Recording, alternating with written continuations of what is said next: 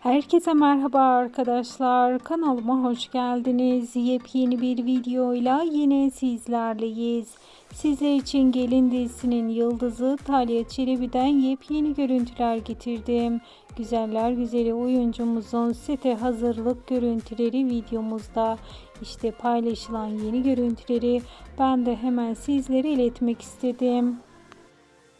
Gelin dizisinin yeni sezon çekimleri tüm hızıyla devam ediyor. Setten de sık sık yeni paylaşımlar geliyor.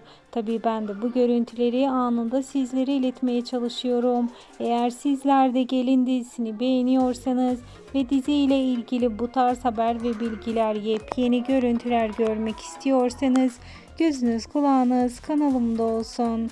Şimdilik ise benden bu kadar arkadaşlar. Bir sonraki videolarımızda görüşmek üzere. Hoşça kalın.